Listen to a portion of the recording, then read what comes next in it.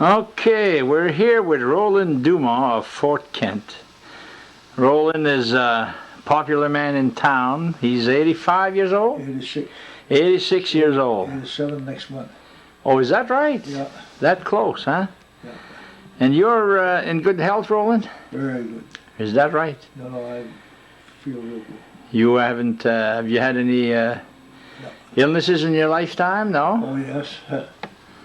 I was, when I was in the 6th grade, I got operated, a ruptured appendix. Really? And I was in the hospital for 3 months. In fact, they told my father there's nothing they could do to... 3 months in the hospital? Yeah. Well, a ruptured appendix, I had... infection. Infection, and they had to open me up, Dr. Kirk, Eagle Lake. Yeah, in those days there, we had a hospital in Eagle Lake, and that was it. That was it. And Dr. Kirk, and that was it. That was it. There was no other doctor. No other surgeon. Oh. Yeah, there was some other doctors, like Dr. Albert, I think, was around at that time. Savage. Yeah. So Kirk was the only surgeon. Oh, yes. Yeah. So we're talking here around 1920? I was born in 1922. Oh. And I was in 6th grade. I would have been probably around 12 years old. Yeah, about 1934, right during the Depression. Of course, I was born on a farm. There was 10 kids, and there was always a depression. Well, in comparison to, you raised them, all your food, most of your food, and they're shopping for different things and so forth. Yeah. So where was that farm? And about a half a mile from the New Canada on the Caribou Road. So that you were born in Dagle? No, I was born in Fort Kent. Oh. Yeah, I was born in Fort Kent and about a half a mile from the Dagle line. Oh, okay. Yeah. Now Dagle does not exist anymore. It's New Canada now. New Canada, Yeah. It's still Dagle. You say you go to Dagle. Yeah. Well, people know where that is. Yeah. And there was over there Dagle, a Dagle Pond. Yeah. And then a little further was Willett. Willett. And then Get It. Yeah, Cross Lake and Get It. Yeah. Yeah. It must have been named after the families that lived there. Yeah, there was Denny Degg had a mill, and he had a sawmill there, and it was where the church was at in Dagle. Oh, okay. Yeah. Although we lived in Fort Kent, we went to church in Dagle. You were closer to Dagle. Oh, yeah. Yeah. 3 miles. Now, where you said your father had 10 children. Yes. How many of them are still around? We lost 3, so there's 7 of us left. Well, that's pretty good. Oh, yeah, it's good. Now, I remember Dana got killed. Yeah, Dana got killed in the out of the locomotive, and he had a pickup for Dagle and Bouchard at that time, and he got hit by the train. It was a blind driveway. In Eagle Lake? It was in Winterville. Winterville. Winterville, yeah. I remember that. That must have been in the early 60s. Yeah, it was I would say probably around 64. Yeah. Because I remember I was called to, I was a sergeant, and I would get called, the barracks called to take pictures of fatal accidents. They didn't. You were a sergeant in the state police? Yeah, they didn't tell me that it was my son and my brother. Yeah. But it was. Now, I remember that. I was my second year in Fort Kent. Yeah. And he was working for Dagle and Bouchard, which today is Dagle Oil. That's right. And so he was a young man. Oh, yeah, he was newly married at that time. Is that right? Yeah. And then you lost who else? The next one was my brother Finn. Oh yeah, Finland, yeah. No, my sister Rowena died first, and she was only probably 4 or 5 years back, And then Finn died 2 years ago. Yeah, Finn. Yeah, Finn was in the 80s, huh? He was the oldest one of the family. Is that right? Yeah. Rowena, t'es mariée avec qui elle? Rod Bro. Rod Bro, yeah. Yeah, everybody knew Rod. So George was your father's name, George, yeah. and was he a farmer from his father's farm, or? Yeah, he had the original farmers, the Dumond farm, and yeah, my mother was in Austin. She had John Austin's daughter. Oh, your mother was in Austin. Yeah, he worked at the mill at Fort Kent Mills at that time. He was a filer, sharpening up saws and stuff like that. That's what his job was. At the Fort Kent what? The mills. Oh. The Fort Kent Mills. They had a mill there, a sawmill? A sawmill, had a shingle mill, and there was a dam in there at that time. Yeah. Was that the Bradbury Mill? Bradbury Mill, yeah. So this guy Austin, Yeah. John Austin, lived in Fort Kent, was from where, do you know? Originally from, I don't know exactly where he would, but all I remember him on the Eagle Lake Road, about a mile in from the town, downtown. Yeah. So your father married his daughter. My father married his daughter, yes. Yeah. So there's an Austin connection with the Parodies too, huh? The Paradis Paradis IGA. Louis married my mother's sister, Oh, okay. Flora. And Flora? yeah, Flora, yeah. And my grandfather lived about half a mile Okay. south. Yeah, I remember that. Yeah. So Austin and Dumont. Austin and Dumond was the beginning. Yeah. Yeah. Now, your father George, he married who now? George, no, he was married to my mother. Austin? Austin. Oh, puis ton grand-père, lui, do you know? Grandpère, he was married to, not a Pinette, but I can't remember what her last. Okay, but he started the farm. My father, Your grandfather. my grandfather, but not grandfather Austin. No, Grandfather Dumond. right. Yeah. So all the kids that worked on the farm, there were half boys, half girls, or what? We were six boys and 4 girls. And there's no question that we worked, pick rocks, pick potatoes, and Yeah. everything else associated with the farm. You had to be self-sufficient. Yeah, we were. And you sold your product much? Yeah, Potatoes, was it? The potatoes, beginning we used to store them in the cellar of the house. It wasn't that big an operation, but it was, I don't know, we put most of the product there and then just sold some. And then sometimes at that time we used to contract. They would, so they didn't have some, most of the time you didn't have the money to buy the fertilizer, which was fairly expensive. You grew your own seed, and you contract the fellow that paid for the fertilizer, get half the crop. Oh. My father would get half the crop. See, and that was the payment for the fertilizer that was put in there. Yeah, You got along with very little money, huh? yeah, it was, when you got a nickel or a dime, you knew what that was. Yeah. Yeah. You went to school around there somewhere? Yeah, we went to school. There was a school, the first school I went to was right across the road from the house. Oh. On Caribou Road, about, like I said, about a half a mile from the town line.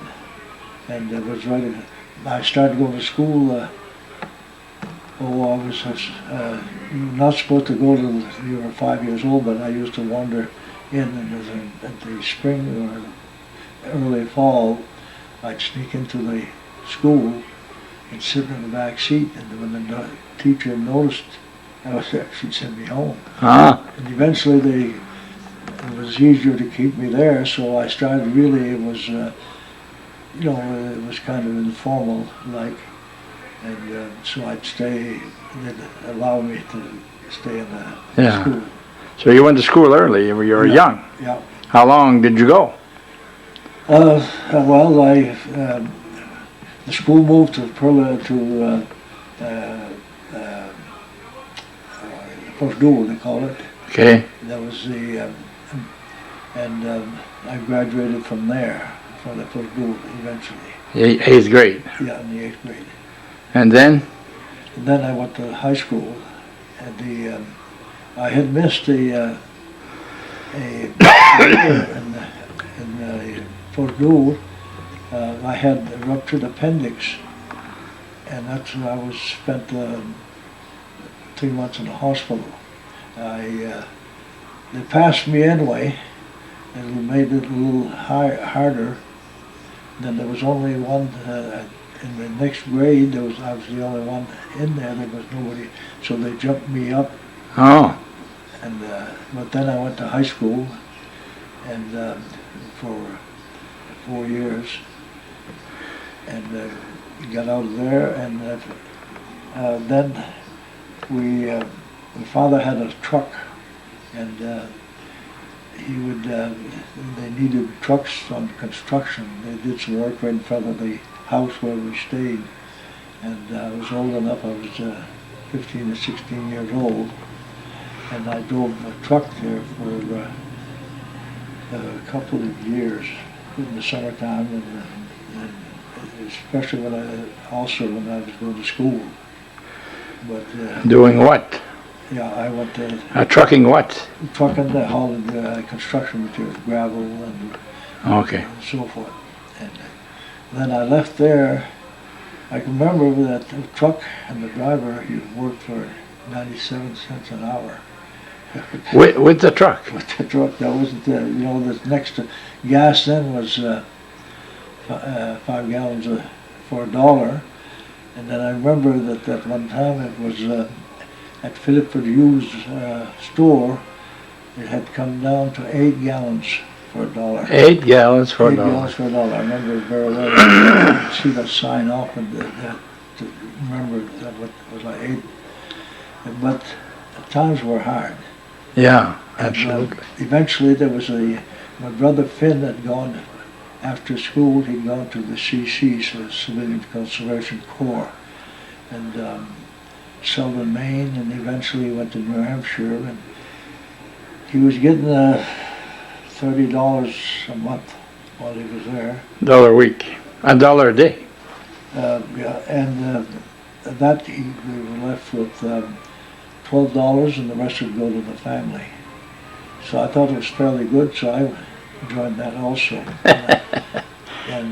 So he'd send... It was all automatic. They left you with your share of it, and they sent the rest to the family. And there was some of these camps all over. There were at one time there was one in Holton, but the Bar Harbor was the quite a lot where Bar Harbor, Thunder Hole, and all these places. Now, you mean you were a young man? Yeah. And you went to work for the CCC? Yeah, it was Civilian Conservation Corps. It was a semi-military thing. Okay, but they wouldn't give you your whole wages. Oh no, well, no. No. So you didn't have a choice there. No, you didn't have a choice. That was I think, to help people, and there was a lot of people from Fort Kent there. I remember Bedan Digg, René Bonnier, quite a few other people from Fort Kent. So they were trying to keep the people from starving. Yeah, well, to make it easier for the family and to give the kids something to do to take their time. It's, where I had some experience driving a truck, they let me drive a truck, bigger drive, and doing the work like at these places on Mount Desert Island on Bar Harbor, what they call Bar Harbor. And we're talking about the mid-30s, late 30s? I was probably about, I would say 16, 17, 18 years old. Yeah. Just about there. Just before the war. Yeah, well, when I left there, we went to Connecticut, and Connecticut there was a lot of war type things going on. You know, there were manufacturers and so forth. Eventually, I went to work there for Colts firearm and manufacturer, and then I went to Pratt & Whitney aircraft engines, and So who took care of the farm there? my father and Claude. Oh, Claude Dumond. Claude, my brother. Claude Dumond is your brother. Yeah. And he was town manager of Fort Kent for a long time. Yep. Still lives in New Canada. Yep. He was, at one time, his wife was town manager in New Canada, and he was in Fort Kent. Oh, yeah. He, There's one who's one of your brothers is a game warden, Philip. Phil, that's the, he's in about the midsection of the family there. Yeah. There was Lloyd, who was a farmer. Lloyd, yeah. Yeah. And then, he still lives in Fort Kent. Yeah, and Phil was a game warden, and then Dana. Dana, yeah, who died. There was 6 of us, the boys. Finland and you. Yeah. Now, did Lloyd take over your father's farm, or was it his own farm? Yeah, he took over. Claude took it over first. Oh, okay. Okay, and then he. It was by that time we had expanded. We bought some other farms towards Dago, but it's still in Fort Kent, going close towards Post Gould, in that area, adjoining the farm, the first farm that we had, and it was you had to grow. You know, at one time all we grow was about 1,300 barrels, which was not much. It was eventually they bought a farm. Took over Uncle Rennie's farm. Oh, yeah, René Dumond, I remember him. Yeah, and then also he had some other another farm. They bought another farm next to it. Things were improving quite a lot then, you know, but that was more after the war. Yeah, it seems to me the farmers have always, you know, a lot of times have bad times. And like today, they all buy bigger farms, and they did that in those days too, it looks like. Yeah, but we look today, and there's no more. There's very few farmers left. Yeah, that's right. There was, and they've got bigger farms, more equipment Yeah. to do it. And I haven't seen any rich farmers. No. No, you know, they have a hard time. They grow potatoes, buckwheat, oats, and different other things that lots of cells. You were a teenager there during the Depression, Yeah, which was a hard time for everybody. yeah. So you didn't have much money. What did you do for fun as a teenager? Well, play around with the neighbors. Huh? But, Yeah, you visited the neighbors. and Yeah. once in a while, probably on weekends, you'd go, you know, I think it would cost 25 cents to go to the movies, but for kids it was more like 15 cents or something like that, or for the teenagers. Yeah. And there was the Savoy Theater, which was well close to where the theater is now. The Savoy now is called the Century, I think, huh? Yes, yeah, Same location. roughly the same location, yeah. And then Fort Kent had another theater, Century the Theater. Community Theater. They call it the Century, the Community Theater, which was in the basement of the old convent. Yeah, which is the apartment building now in front of the church there. Yeah, And, excuse me, that was built to raise money for a hospital, I think. yeah. There was it was downstairs, and there was you had to go down, to go in there, you had to go down into the cellar. It was in the cellar part. Yeah. And there was quite it was equivalent to the Savoy. Yeah. So Fort Kent had 2 theaters in those days. Yes. So that's what you did. You went to a movie once in a while. Did you have any transportation? Did your father have a car or something? We had a car. I remember the first car that he had was an old Hudson, and you had to warm water and warm that even in the summertime to start it. And if the battery wasn't up, you let it go down the hill towards the barn and up, down, and it would start. It would charge the battery. Yeah, well, it would start and then it would charge the battery. Oh, yeah. But if it didn't, you had to take the horses and pull it back up. And then it was. Then we got a 1927 Dodge. I remember that. So the Hudson was older than 27. Yeah, that was an old. It had curtain, flexible curtains, cloth and not cellophane, but.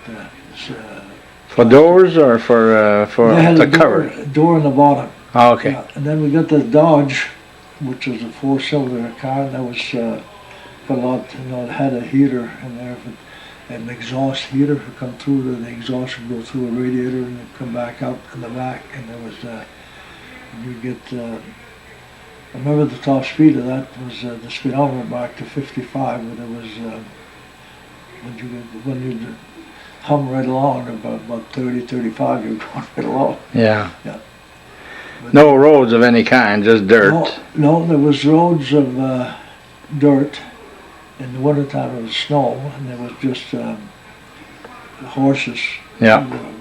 The roads were not open. But then they come around with a roller, and they'd roll that, and they would on top the snow.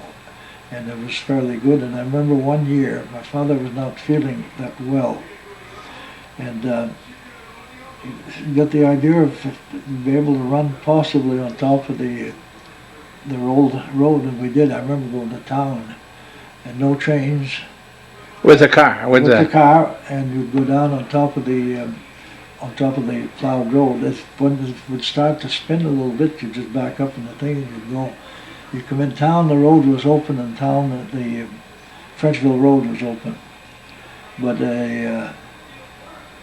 at the beginning it was not open. It was, you'd get into town, where the horses would be at, where they tied the horses and so forth. The town was not open. It was, I remember they started opening. I remember when they made the cement road.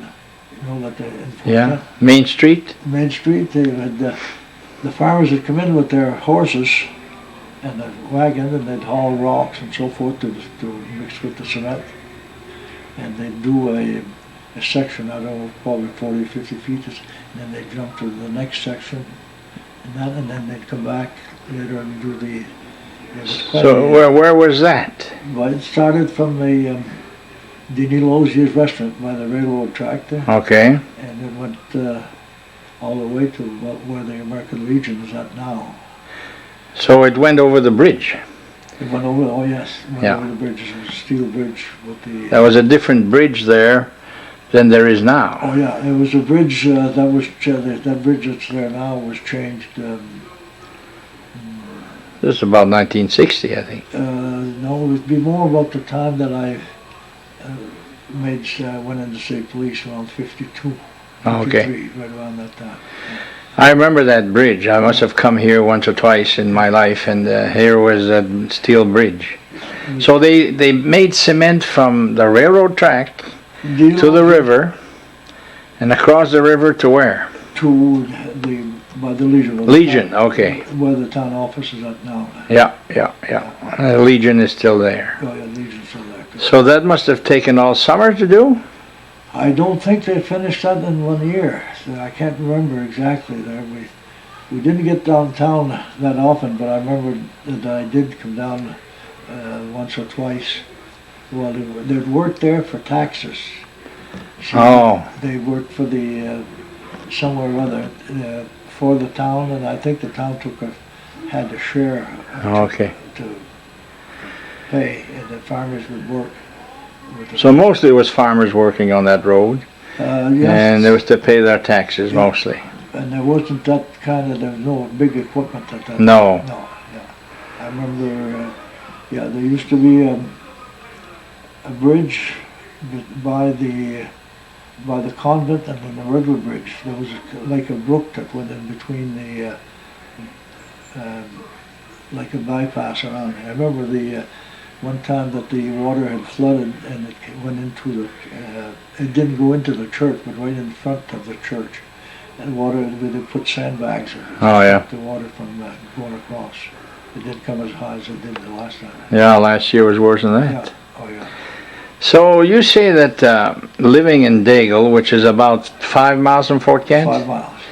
And you very seldom came to town. Saturdays, after we got a car, we'd all get in the car and we'd come to town.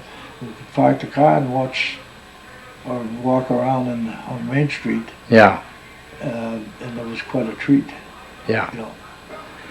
A lot of activity going on. A lot of stores and... Well, there's quite a lot more than what was on the farm. Yeah. You know, there was, you know, you could go in the store and I don't remember, around potato digging time, we know we'd get paid and we'd get to keep, very seldom you got $1, but you'd get, you know, a quarter or something like that. Generally you had enough to go to the movies. And like I say, I think it was a quarter was the regular price, but the kids were around 15 cents. So you didn't need much. You could get them popcorn in the middle of the... Yeah. So it was different, huh, from today? Quite a lot different. Yeah. There was, yeah. Now, Cement Main Street, that must have been special, so there no other towns had that around here? I don't remember seeing any other towns Yeah. with the Cement Main Street. It was there until they hot topped it. They was still. Yeah, I don't remember that. Why is it? I remember that I can't remember if they hot top on top of the cement. Probably did. They might, or if they got to another. Yeah. Dug the foundation up by the, but it was quite and it didn't wear, you know, it didn't crack. Oh, okay. But every 50 feet or so you had, with the joint, they jump, yeah. You could hear it.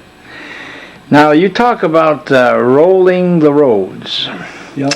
In the winter time, instead of plowing it, they had never plowed it, but they started rolling them, which made them hard. Well, they did plow it, but there was only two, it was thing that would be two chisels, and it was pulled by horses, probably 2 or 3 teams of horses.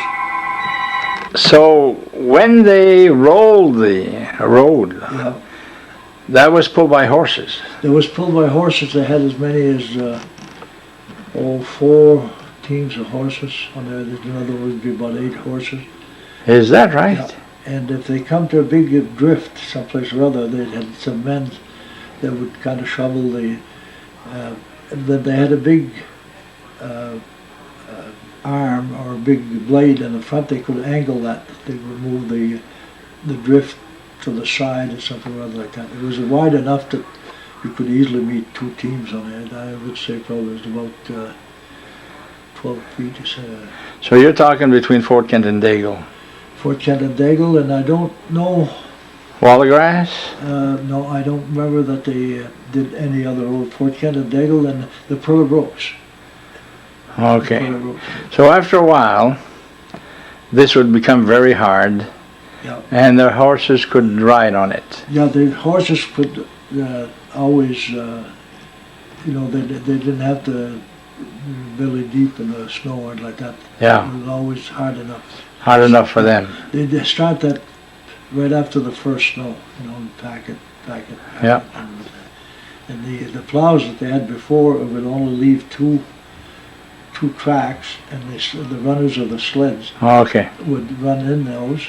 And I remember seeing the farmers would haul that had potatoes or wood to bring to town and would be in there. If you met somebody had to get off the road. Yeah. And there was turnoffs at some place. If you saw somebody coming, you had to turn. You'd wait there, and then they'd turn off. Okay. And that was it. So let's see, when your father was farming, then they were raising 10 kids. Yeah.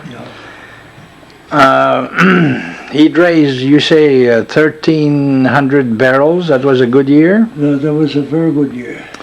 And they'd haul this to the train here? No, they had the potato houses on Market Street. Okay. Then later on there was a couple of potato houses at the Fort Kent Village or at the Bradbury. Yeah. And then we stored some in the, we stored some in the cellar. And Your we had house. some to sell, and then the person who financed the operation for the fertilizer, he would get his share, and it was put in the potato house that he had. Oh, okay. So, but those were put on the trains. No, not right away. They didn't sell to the. There was a broker, potato broker. Like I remember, there was a fellow named Baba, Harold Daigle. There was a whole line of potato houses, right from starting from the Shred Hill Road all the way down to the station. Yeah. There's potato houses there, and eventually there was some on Market Street, and then there was some at Bradbury, Kelsey. So if somebody sold potatoes, Yeah, but the brokers sold the potatoes. but they put them on a train. Yeah, they put them on the train, and they would. Originally, they would put them on the train. There was bulk. They would back off. They would. It was kind of like a bin on each end, and then the door would be in the center, and they would put about 300, 350 barrels on Each car. total on each car, and they heated that car with. They had burners on each end of the. Okay. I remember 40, 50 cars, potato cars. It was potato cars. It wasn't pulp then. It was potato cars. So do they have any fires on those trains sometimes? Yeah, they had. No, I mean the fire would catch and the thing would burn down. Very seldom. Yeah. I think it was kind of. Either I don't know. I never looked on the inside. They had to go up on top of the, there was no stacks that I can remember coming out. But it was. But we saw a lot of potato houses burned down though. Oh yes. That was common. Oh yeah. Well, if one started, if they didn't have a fire break, if some had fire break in between, it would go to. Yeah. I remember one time there was 2 or 3 that burnt at one time. So that was a. But then Now, Roland, you went to the CCC Yeah. downstate and then Connecticut. Yeah. How long did that last? Well, it was I went to. I left the CC's when they found out there was jobs to be had there, and I'd bought an old car with the $12 a week that I was getting, and not a week, a month that I was getting. $12 a month. Yeah, and there was Bedan Degg and René Barnier, and then there was Richard Peltzy, and there was a few other people that were, and we went drove down to Connecticut, and I was down there, just couldn't stay, we had to be working. I found a job right away to drive an oil truck to deliver oil in Connecticut, and that was in Hartford. It was fairly good size. So you made more money there. We made some money there, and we made it. And there was a shortage of people working. A lot of people from Maine, a lot of people from Fort Kent down there. And, you could go across the street someplace or other. There was somebody from Fort Kent, and it was. And you got paid fairly good. Eventually, there, you got to. Remember when they went up to $1 an hour? How you thought that the world would come to an end at $1 an hour, and eventually, when I left there to go in the army in the service, it was, I think we were getting $2 or $3 an hour. And it was all yours. It was all ours. Yeah. So when did you go in the army? Well, Finn, my brother, he got drafted, and he didn't pass physically, but he wanted to go. So he said, I want to volunteer. Well, he said, this is a draft board, and the draft in Hartford, remember, Broad Street. And, He was in Connecticut too. yeah, he was in Connecticut, and so they told him go to the the office, the enlistment office, and you can might be able to get in there. So they said, yeah, we'll take you if you volunteer, but you'll be on the special work, special thing. Fin. Yeah.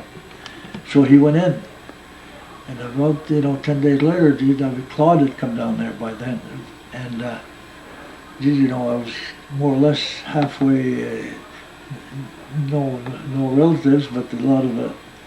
So this recruiter come into the place where I was working, and they told the foreman there, I said, we need some mechanically inclined people, and we need somebody to be in charge of that. So he says, if you want to go in there, we'll give you you can go in and we'll make you a foreman of a repair shop, ordnance, and trucks and tanks and what have you. So he was offering a pretty good thing. I think he was offering him either a master sergeant or a lieutenant thing.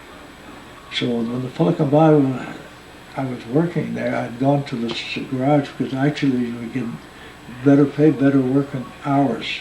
Now, I remember working for Colts at 13 hours a day at night. You start and then you work 13 hours, 7 days a week. Wow. Yeah, and there was a Colts firearm, but that wasn't a life at all. Yeah. You worked all night, and you go to sleep, and you wake up. It's time to go to work. But 13 hours. Holy Christ. So I went to this place, this garage. It was and he said, yes, we need somebody that's mechanically inclined, and he said, so they hired me. So, but then when this fellow come in to looking for workers to go in the service, go through the military, basic training and so forth, and to go to a technical school, and that sounds. So I said, what do you do? What do you give me? If I enlist. So he said, well, he said, we'll give you a corporal's rating, a T5. And if you, but he said, you won't be able to wear any stripes, but you get a corporal's pay until you take you're through your basic training. Then you can wear your stripes, and we'll send you to schools. Well, I went to General Motor Tech on diesel engines, GM diesel engines. I went to a radial engine school in Floral, Mississippi, and I went Carter Carburetor School in Detroit. So it was. What year was that? That was just before the war was started. Oh. Just before the war was started. It was a. But they knew the war was coming. That's why you could work 13 hours a day making guns. Yeah, there was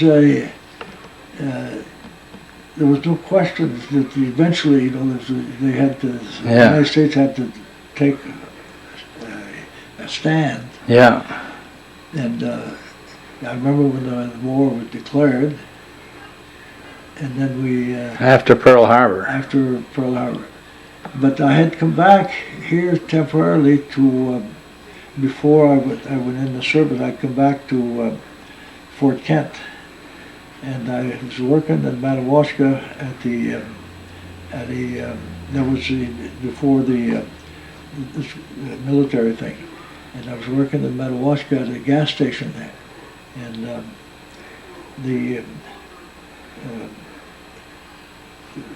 it was on a Sunday. And I remember the news come out of the war that the Pearl Harbor had been bombed and all of this stuff, and there was quite a thing. And then I decided, I was going to go back that day. And the owner of the place, I wouldn't mention his name there, but he says, well, look, I said, he was a tough fellow to work for, not reasonable at all. And I said, well, I'm all through. And I said, just, I've got a couple of days work here, forget that. I said, I'm leaving here. Yeah. But it was, things got quite a lot better after we started working there. And the defense part of it, building and so forth.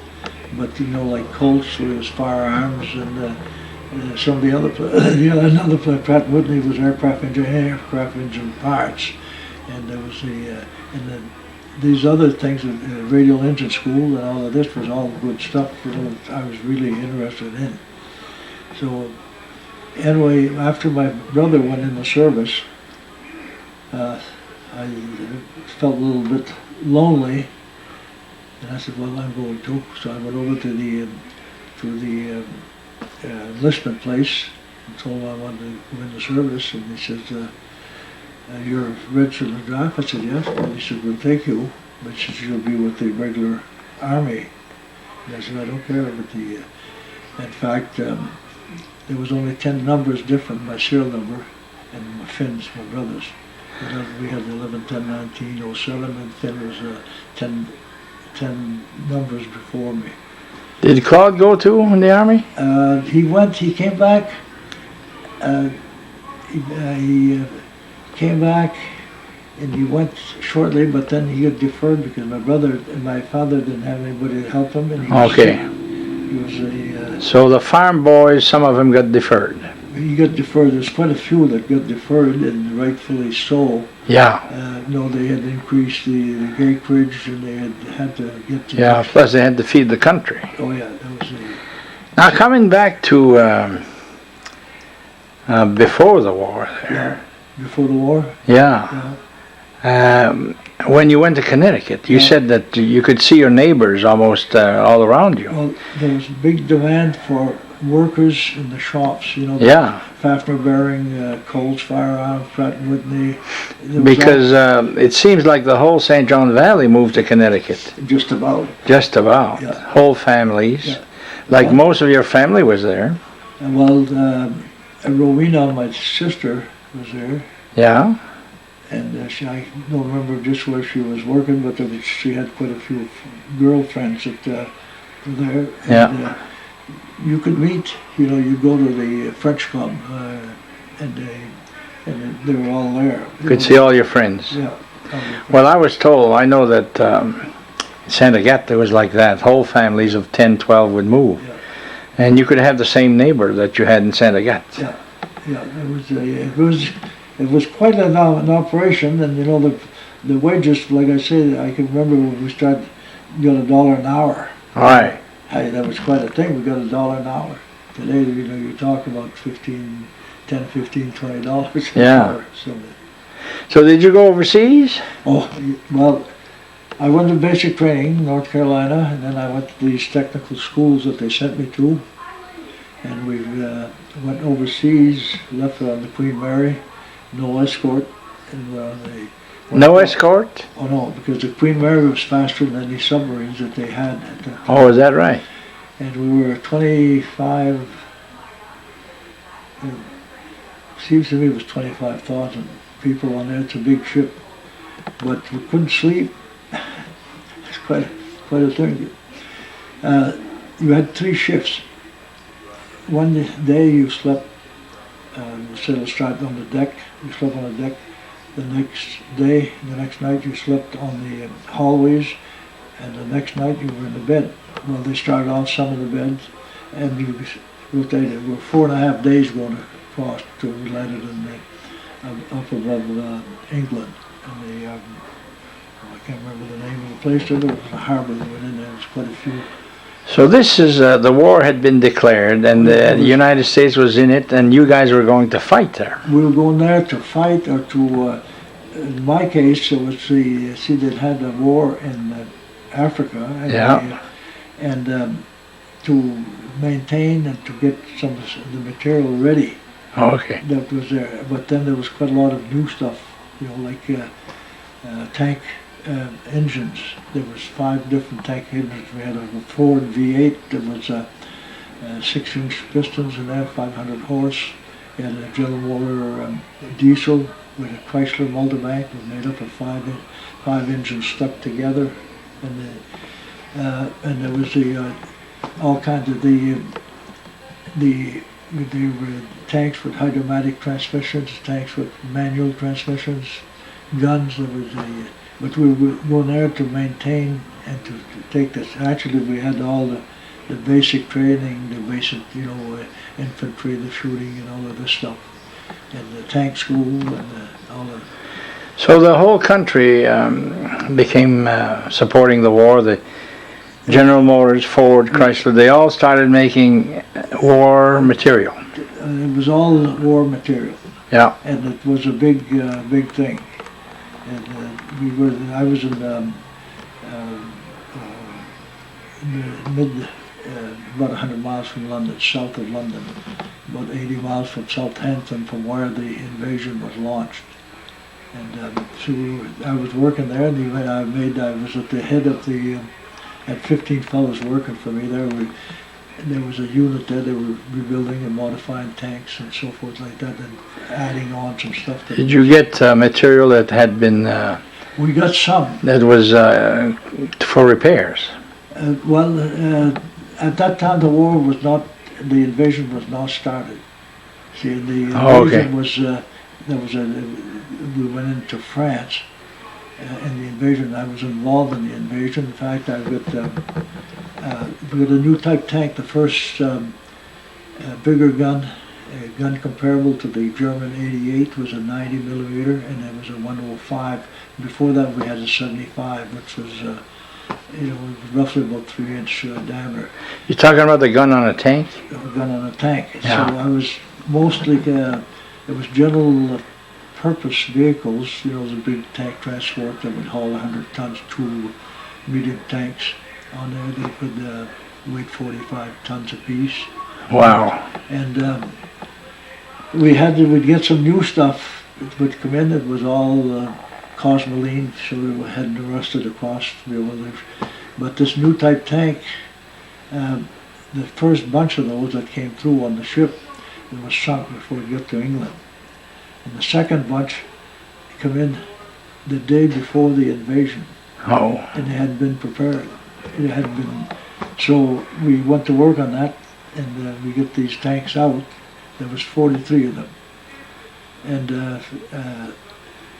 then the regular tank crews were all in Southampton on the coast, and we didn't know when the invasion was going to be. And all of a sudden, the invasion started, and we had these tanks, and they were at this depot, and so they needed drivers for that to drive them down. We were just supposed to drive them to Southampton. So I remember there was a captain that had the first one. I was a staff sergeant then, and I had the second one, and we had another crew member with us in the tank, and we rolled the tanks down to Southampton, 80 miles. And when we got there, we figured we didn't have anything. We didn't have any. Generally, you have a knapsack, but if you're going to go in there, you're going to have a gun. I had a .45 caliber pistol because I was a non-com corps. I was a sergeant. The captain had a .45 caliber. We didn't have. Nobody had any arms. The only thing we had was what was in the tank itself. There was no ammunition in the tank. The ammunition was so we got down there, and then when they said, well, bring the tanks over to this fueling thing, they filled them up. They held 240 gallons of fuel, I remember. So they went back to, and they said, well, see that ship Fred was an LST that had the doors would open up, and there was a ramp, and they bring those inside and turn them around and face them out towards the door. So, yeah, there's no problem. So we went in there and turned them around in the LSD, and the invasion had started that day, the night before. So first thing you know, they closed the doors. And I said, hey, that's what's going on here. And they said, well, no, this is you're going to be able to start the engines for the LSD. And we backed off away from shore. And I said, hey, so there'll be a boat to pick us up, when we get out in the, starting to be a little bit leery because, we got nothing. So they stopped, and then they called, and they got an intercom for us to assemble down to where the tanks were at down there. And they said, you fellas are going to France. So we left. It's not just a jump across there, well, let's say a jump, I wouldn't want to swim it, but it went across the English Channel. Channel, and there was in the lower part of the channel, there was where we were at. And so they sat idle for a while, but when we got closer, you could see, there was flares, there was all kinds of stuff going on there. And the next thing you know, they started, and we went out, and apparently they wanted the tanks, there's no question about it, and we ran the LST, they ran the LST up on the shore, and they had dropped the anchor back about a mile and a half back, and we could hear the cable unwind. And after we got there, they said, well, we have to wait till the water goes down, because the tanks we had were not waterproofed. The invasion tanks had all this things for the air to go into the engines and all of this stuff. And we had to, so that we would be able to come out and not drown the engines. And I remember about 11 o'clock the water was down at night. There'd been a bomber had come through, and so we were all inside but I remember that you could hear the things. What we didn't know, there was a bomb that landed right in front of our ship with that LSD. And anyway, we got there, and they said, okay, so the captain's going to be at first, and I was next, and they were all. And the captain came down there, but see, there was the first tanks that we had with steel tracks. Before that, they had rubber tracks. So they would, coming down the ramp, they would come down a lot easier, without slipping. Well, the steel on steel is fairly slippery, and you'd slide down, but anyway, we were able to, and the captain went out to start out, and all of a sudden this tank disappeared in the water. And we later found out what had happened when I was next, and they asked me on radio to bear left, and I remember bearing left, and but there was a bomb hole there in front, and it hadn't hit the ship at all, but we only had to go probably 25, 50 feet, to shore. And I went around, but then, where do you go? There was this MP with had one of these orange lights, yellow lights, and he jumped onto the fender pad, and he says, go. And he directed me where we go. We went up to the bank on the hill up there, and we went up on top of that. And we got us to a field, and we went around, parked around the field. I remember there was a tank that was got stuck. The field was kind of wet. Apparently, got stuck and sank right down. You couldn't see the tracks. We had one tank. They all come equipped with cables are hooked right onto the cable, and they're already hooked onto one end of it. We had to eventually have two tanks to pull that one out. It would help itself out. So we stayed. We were there for a day. The rest of that night, and the next, and then the regular tank crew came in, and there was they lost quite a lot of tanks, and they'd saved the tank crews, or some of the tank crews, and anyway, there were crews. We had not, we knew the guns and all of this stuff, but we didn't have the know-how, like these. But anyway, we were with them. We went there. It was I'd say the invasion was June 6.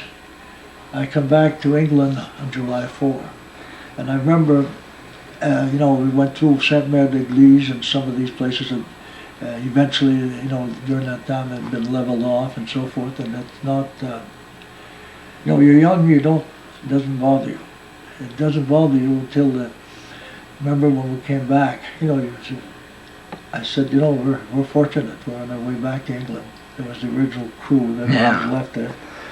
And I said, we could hear, we're going back to England. home, you know, it's 4th of July today, and I said, people are going to buy firecrackers. We don't need any firecrackers. We got all the noises shooting. You could hear that. You know, there was a constant thing. There was a fighter aircraft above, you know, fighting and so forth. But around Saint-Mère-d'Église is where we got relieved to come back. And, you know, we were just there because we were there. I later found out that's where the beginning of the Dumonds were. Saint-Mère-d'Église, that's where since then, well, some of my parents and so forth, my relatives have been there. I went back there about 5 or 6 years ago. In that area, I was not able to see the place because it doesn't look the same at all. Yeah. I remember there was a little town there. There had been a little town there. There was nothing left of it. There was, in fact, they had one of these tanks. I forgot to mention, some of these tanks had a big, wide bulldozer blade. It was about 4 feet high in the front. They were hydraulically controlled. And to go over hedgerows and so forth, it's just like a bulldozer going over an old, it tips down. So you've got to slow down and let the thing balance the front end. With the blade in the front, you could drop that blade. You had 40-some tons and back and 500 horsepower pushing it. You could drop the thing and it was just like a snowplow. And it was quite a quite a thing. But they had leveled that town. There were just piles of rubble. There was nothing left at all. And we went beyond that. But on the outside of town, there was this Dumond Gigeret, I guess that's what I didn't see that. I didn't see that place. I didn't know it existed at that time. But I remember that I did see a sign that said Saint-Mère-d'Église. But that's where Now, you came back to England then? What's that? You came back to England? Yeah, I came back to England. Took about didn't take a half a day to, but we were waiting on there. We got onto an LST, which is the hole is open on top. The LST is covered. You know, so you just go in the door, and the other one's got doors, but it's nothing on top. We got to eat fairly good stuff on they had a cook on the LCT, and we got back to England about a month and a half later. Our outfit moved, and we went to Rouen. We on the ship, and then from there we went to different places. Eventually we were at Remagen, and more at sometimes or other. Sometimes, you know, some of the repairmen and some of the people like I was, or we had to be on tanks, or it had to be on equipment that had to be, you know, we had trucks and trailers there that would haul 2 of these medium tanks, 45 tons, 2 of them on. I remember while we were unloading the tanks, there was also another, and they had 2 D8s or D9s, whatever, they pulling a trailer that was loaded with 105 tons of ammunition. 105 tons, that's quite a lot of stuff there. So you were a mechanic. I was a and mechanic. You fixed things. Yeah, except during the time that we got off the ship for the invasion, there was still the invasion, still the part of the invasion. Yeah. You know, we were not mechanics then, you know, they were just part of the crew. So you came back from the war right after it was over? Yeah, we went down through all the way to the end of the war. In fact, we met some of the Russian people up here that the Russian people kind of crude a little bit. Remember, you come to their thing up there, they had a little thing that looked like a 3x3 shack or something or other. They'd have a log across there on a thing on it. They had a girlfriend. We went to their barracks. It was very, very rough. The strongest man there was the sergeant, and that's the way they, you know, they're more able people would be the ones that were the supervisors or the Yeah. cons. Different from us. Oh yeah, different. Yeah. I think the German people wanted us to Well, there's no question, you know, to liberate them instead of the Russians. you know, we'd go through the chow line. You know, there was a line set up with food, and we had muskets and all that. Then we'd wash our musket, but we'd come to, there was a garbage barrel that to dump what you didn't eat, and there'd be a line of people there, Yeah. kids and people waiting. And some of the, you know, you'd give them what you had, and they wanted it. You know, something to eat. It was something, you know, fairly good stuff, and it was they wanted you there, and the German people were friendly. Yeah. The German civilians, people. You know, you didn't know. You know, you'd see some that had marks on their arm that stenciled in there. That was, Yeah. They had been. Well, I don't know. I've always thought that they were SS or something, but it was. But they were nice. Well, nice. You know, you got to understand that their sons, brothers, were involved in the service. You know, they were getting killed Yeah. by. Of course, they wanted to eat, so that's Yeah, and that's one good reason to be friendly. Yeah. And So you come back to the U.S. there. Yeah, I come back to Marseille, which is right close to where the Prince Rainier, Yeah. in that area, in the Mediterranean. I Yeah. remember we had to wait for a ship about a week. We get paid. We didn't get paid for a while, but you get paid fairly regular. But they paid us, and then we got on the ship to the Mediterranean and crossed over out at Gibraltar. The funny part of it is we met the troop ship was going the other way when we crossed Gibraltar. It's only about I don't know 2 miles, 2 or 3 miles wide in between the gap there. There was a ship there, and they said, yeah, the sailors were on there. We were on the a Liberty ship. And that thing, they said, yeah, there's a troop ship. And I later found out my brother Lloyd was on that troop ship going to Libya or wherever they had been. And, the war was over there. But anyway, we got back in the ocean, in the real ocean there, the wide, and this thing would turn, it would lean way over and it would crack. You could hear it crack, crack, crack. And Your ship? the sailors, they knew we were scared. We were. And, well, you know, sometimes, once in a while, sometimes these things slip over, you know, in the rough water. And anyway, there was some of them, they all had money, they all had got paid.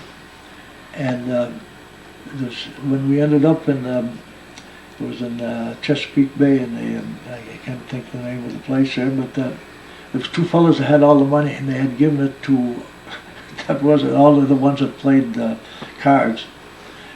They had 2 barracks bags full, and they gave it to the captain for safekeeping. Otherwise, not somebody probably would have killed him. Yeah. And we got off there I'm trying to think of the name of the. It's a naval port. We left there and we went up to Camp Evans. But the train, you know, there was nothing on the train. That, you know, sometimes we had on the troop train it was a cattle thing, you know, that had straw. There was no seats and stuff like that. After the war but you'd be sitting in there amongst the straw. The trip from in England when we landed to the lower part of England where we were stationed, it was colder than the arms of, and it was straw. And every once in a while they'd come and they'd give us, they couldn't give us, you know, hand service, but they'd give us some stuff, you know, it was all rations of some kind. And always, in the ration kits, there was always a pack of 4 cigarettes. Yeah. That was included there. It was supposed to be 1 day's work. Yeah, people enjoyed smoking then, huh? Yeah. So you come back to Fort Kent, did you? I come back to Fort Devens, and then they give you a transportation back from where you enlisted, which was Hartford, Connecticut. Oh, okay. Okay, so then I left there and come back to Fort Kent. And eventually, well, they gave them bonuses to the people that had been in the service in Connecticut. For Maine did not give any. So I think it was $300 or $500, whatever it was. It was quite a bit. I come back to Fort Kent. Connecticut gave you a bonus, but Maine didn't. Well, I didn't get one because my address was Fort Kent. Oh. I was from Fort Kent. I was enlisted from Connecticut. See, so I had enlisted. That's why you got there. But the nice part of that was when we went through the pay line, the regular Army people would, and I was in the reserve, it's enlisted reserve. You get paid first. They'd call and then the draftees would be next. It was quite an experience. It was I was in line to be they froze the promotions after a while, but I'd gone up to staff sergeant, and they wanted some people as the officers, and there was a direct promotion thing, but then they froze that. So I stayed there, and then there was no more promotions. The end of the war. That was it. Once Roland got back to Fort Kent, he started a flying service, and here we have him with Margaret Chase Smith. Now you're next to her in this picture, right? Yes. And I see Bob Soucy there on the left. Yeah. And the other girls, I don't know who they are. Do you? Mrs. Laverdy, I heard they owned the drugstore outfit from, and then the other one was, she was a Willette. So this is about the 1940s. The war was over, and it was the 1950s. That would be 1947. Okay. This is Hubert Humphrey. Doesn't tell the year, though. Sergeant Roland Dumond. You took him by plane? Yeah. From where? From Lowering Air Force Base to Van Buren. Oh, okay. Just a short hop. Yep. But there was security. So we're talking here the 1960s. We're talking the base was in operation. I was a sergeant in the state police. It was 1960. Yeah. 65. So you rode him in your plane. You rode the Margaret Chase Smith. Hubert Humphrey was vice president. He ran for president and lost. Yeah, very interesting. Here's Margaret Chase Smith again. That's Roland rode for. Where did you take her, Roland? I took her from Fort Kent to Augusta. What was she doing in Fort Kent? She had come up here to visit Mrs. Willette. She's related to Chilou Willette. She worked at Soucy's. She was the head bookkeeper at Soucy's. Okay, the Margaret Chase Smith was a U.S. Maine senator, so that's why she went around the state. But Humphrey was from Minnesota, I think. Yeah. And so you took her from Fort Kent to Augusta. Yeah. It is. Again, 1950s, early 50s. Yeah. The plane that we saw a while ago with Margaret Chase Smith, that was Roland's own plane. Yeah. Now you're at the police academy. Are you teaching there or something? What are you doing? No, I've gone through the training. You were training. Okay, that's you right there. How to measure certain things. Now, when did you go to the police academy? What year? I come on in 52. It had to be. I was a year without going to the academy because I was working as a state police just the same. But it was. So what year is this? 52, 53. Okay. There and then all of the. So this is the class that graduated in what year? 52 again? 52, 53, yes. Yeah, where are you in there? And about 2/3 of the way across. Okay, I see you there. Roland Page's house, and I had my full uniform. You had a police car? Yep. You were a sergeant, police sergeant then? No, I was a trooper then. Oh, okay. Yeah, look at that.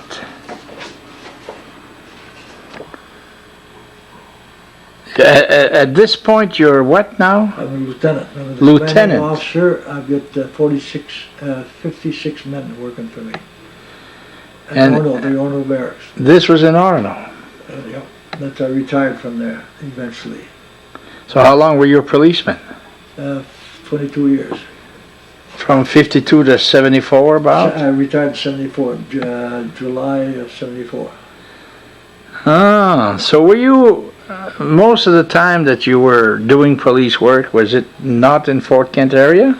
No, I was in Fort Kent, and then when I became sergeant, I had the northern part of Worcester County. I had Limestone, Caribou, Van Buren, Madawaska, Fort Kent. You were like a supervisor there. I was a supervisor. With that, at that time you were sergeant, I was a sergeant, yeah. and when you went to Orono, you became a lieutenant. I was a lieutenant before. I was due to retire, and the colonel called. He says, how would you like to be a lieutenant? And I said, I wouldn't mind at all. Well, he says, you report, you called me, I think it was Christmas Eve. He says, you report Monday to the Orno Barracks. But before that, they sent us to Northwestern University. And apparently they had an eye. There was 5 of us, 5 sergeants, but then they all became lieutenants. Uh-huh.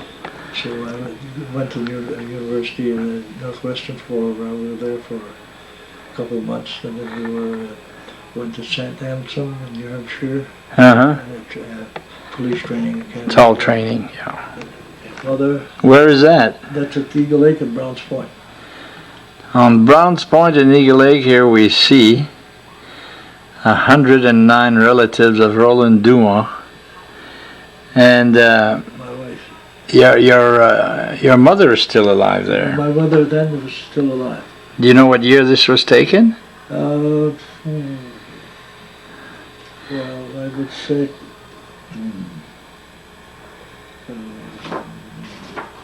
I'd have to guess. I got. So this here's a picture at Browns Point in Eagle Lake again with Mrs. Dumond in the early 1990s and her 9 surviving children.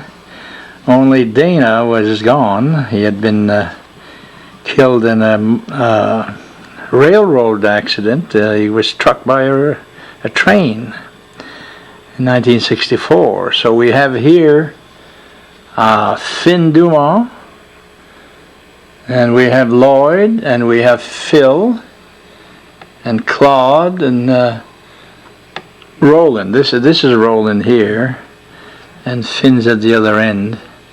Mrs. Dumond and her 4 daughters. Eagle Lake in 1990s.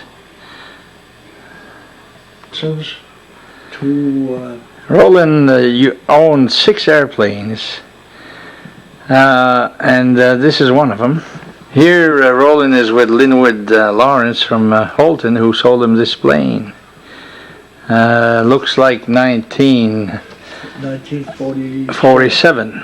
There's a picture of some lucky or very good fishermen. We have Camille Caron on the left, who used to be the town cop, and Adelard Daigle, who used to own a filling station where Daigle Oil has a parking lot now, and they have a car wash in the background.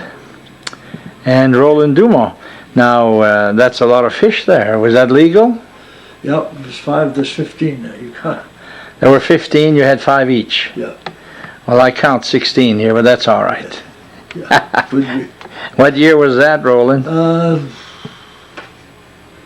I would say probably in the 50. It'd be, Yeah. Maybe 74. It would be after probably 75 or 76. Yeah.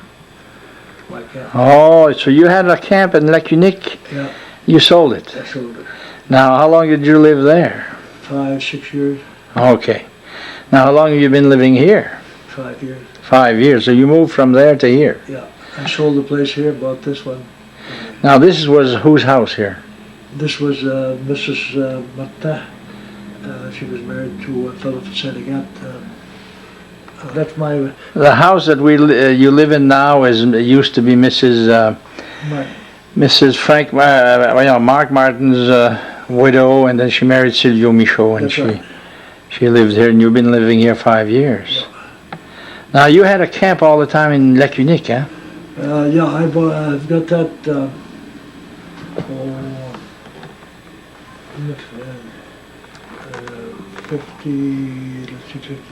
In the 60s, roughly, more in the 70s. And then when you retired, you moved there.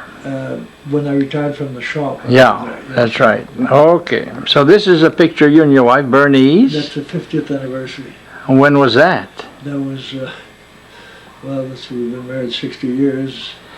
So it was about 1999. Yeah, just about there, but I would say just... Bernice, look, what's her name? Bernice, family name? She was associate. Associate, from where? Soldier Pond. Soldier Pond, huh? Yeah. So now you're back from the Army and you're living in Fort Kent. What got you into flying? You were not flying in the service. Yeah, I had started to learn to fly while I was in Connecticut. You know, before the war? Before the war. Oh. In fact... well, what got you interested in flying? Well, I was just interested in that. And, while we were on the farm, we had built an airplane out of... You did? Well, not that there was flyable. Oh. I remember there was about the size of a real airplane, and my brother Finn would be involved and so forth. We had put that on we put that on the shed roof, and it slid off of that, and it wasn't made to fly. No. So Finn was interested in flying also. Finn was also, in fact, he flew with me quite a lot. Yeah. Quite a lot. So now you're in Connecticut, and you learn how to fly. I started to learn how to fly, yeah. When did you take it up again? When I come out in here December, and that spring I bought an airplane. I got out in 46, beginning of 46, 45, 46, and that spring, and there was still the patches of snow here, and I bought this airplane, Lewiston, and I flew up here. And I had to land, there was no place to land. I forgot that I landed in Violet Settlement. You had wheels or skis? It was on wheels. So you had to find some... Well, it was, after we slowed down, we stopped, the wheels were down about this much. And it was not... In the mud? In the mud. I had figured it was going to be dry, or because it was down there. Oh, yeah. But so how did you get money to buy a plane? What was the purpose of it? Well, it was just I was interested in flying, and when you rent an airplane, it was a lot of money an hour. Yeah. And that first airplane was $1,400. That wasn't bad. It was good. It was a 3-place airplane, and it's the old plane that and there's a picture that you had there. Dick, Levi Dow and Mr. Crocker. Were there for about a week. Okay, so this is a picture of Levi Dow. Is that Levi Dow would be Alan's father? He was the warden supervisor. Was he related to the Dows that we know here now? I don't think so. No, okay. And then Crocker was the president of the college. That's right. Which in those days they called a normal school. Yeah. And you landed at Clayton Lake. There was no airport there then. So how did you land where? There was an old potato field. We landed there, and there was a few bushes and so forth. In fact, when we come back to the airplane, the moose had come around and rubbed himself against the hub of the propeller, and there was moose hair. But there'd been a plane land there before. There was a bunch during the war. It was a plane that there was Canadian pilots had run out of fuel at different places. There were 6 of them. They all landed in the woods and so forth, except one of them found that field and he landed there. Okay. So there had been a second plane. I was the second plane to be in there. So what did you go through there with Levi Dow and? I went up there to fish because Levi Dow, he had some wardens up there, and he was at the head of all the wards in this district. And we went there to fishing and so forth. And there was But Levi was to see he was there, and then Cash Austin took his place, and Curtis Cooper took his place. Oh yeah, these were all the game wardens that Game were. wardens that Cash Austin and Curtis Cooper. I remember those names. Yeah. Now, when did you start flying people for Hire? for pleasure at the sporting club? At the sporting club, I started that, and with the first airplane. Well, I was given rides with the wheel airplane before. You know, in fields, I'd go to and back of by the golf course in St. Agatha there, and back of the lake. Birch Point. Birch Point, and I had the field at the first it was in Perlebrook and First Doe. Okay. And then there was by the drive-in where the drive-in is at now. That was the Fort Kent Airport for. Now, people would go for a ride. Oh yes. How long was the ride? So 5 minutes. 5 minutes, and you'd charge them how much? Depend.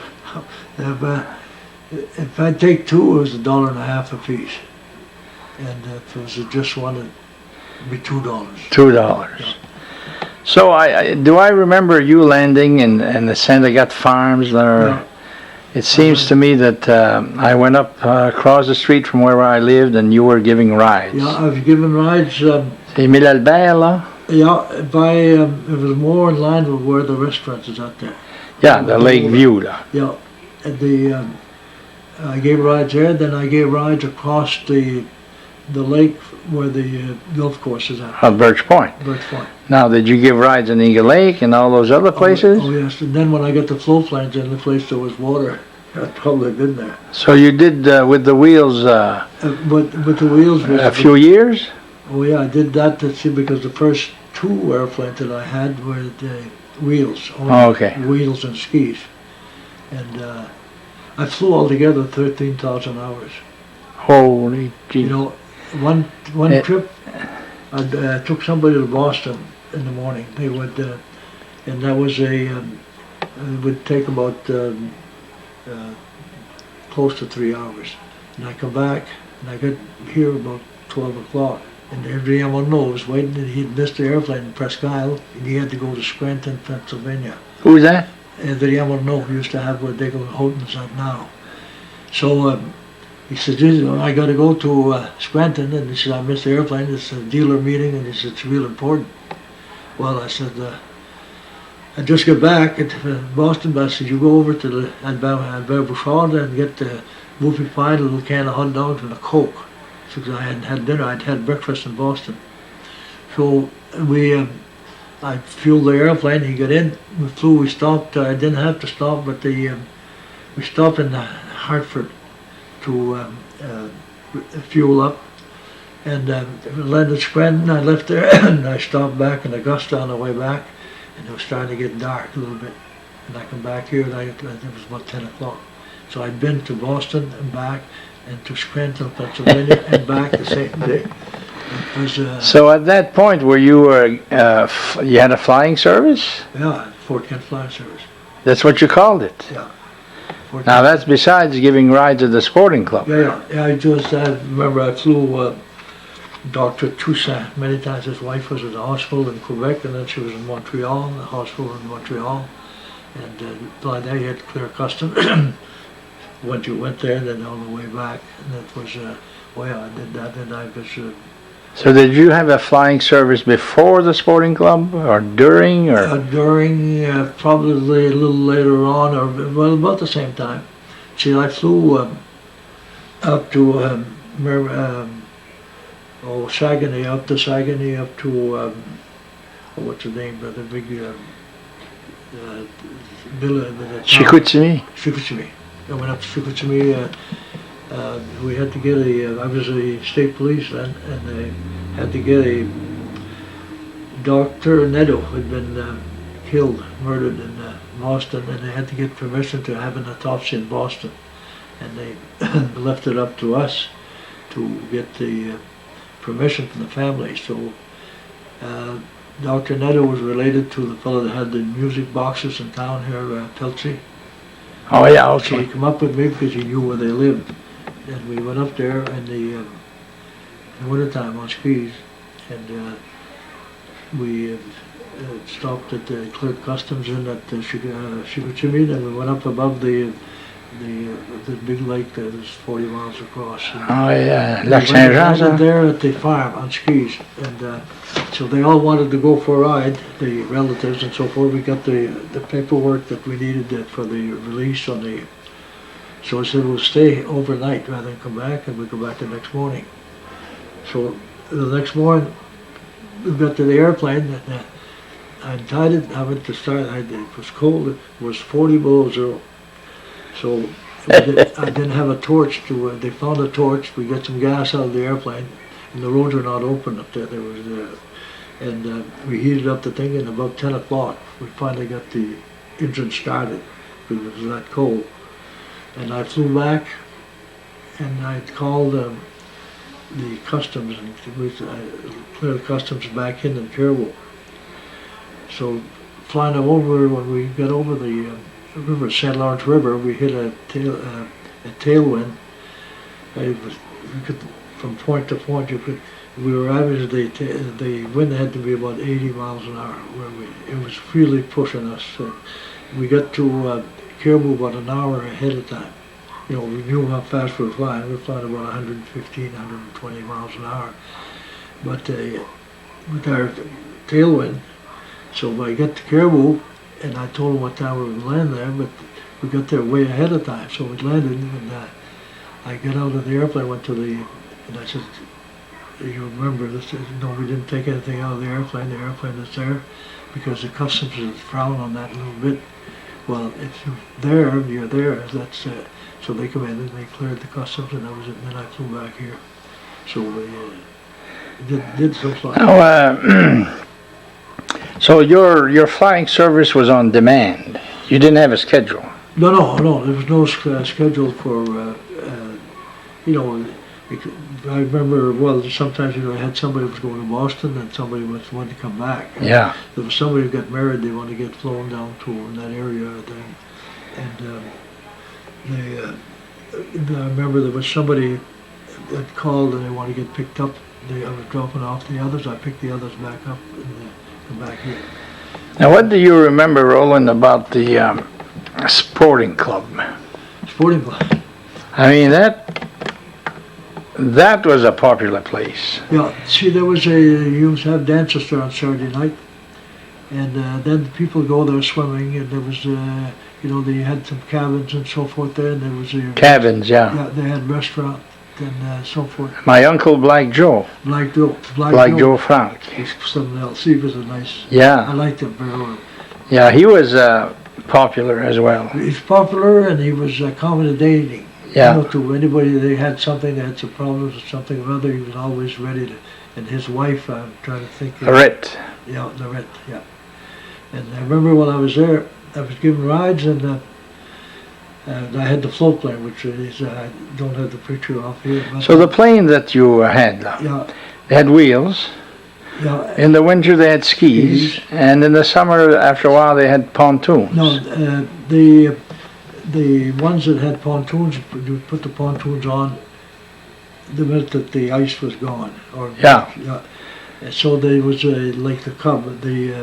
I had two Cubs, two Stinsons, and two Cruisers. The Cruisers were 3-place, the Stinsons were 4-place, and the Cubs were a 2-place airplane. So you'd take up 2 people at a time, or maybe more? Well, with the Stinsons, you take 4. Sometimes we emptied the lumber camps, and we had to. We'd take them from the lumber camp on the river, and if they didn't have too much baggage or anything like that, I've seen as many as 6. They were not overloaded. You were low on gas. Oh. See, the thing held 50 gallons of gas. So if you had 20 gallons of gas, you had 30 gallons less, which is fairly heavy. And we'd land up, it was only about 15, 20 miles traveled from the river to where we landed in the field on the American side at St. Bromfield. Oh, okay. And remember, we flew there, it was a New Year's Eve, and we had to empty 3 camps. And I think totally we had probably 150 men altogether.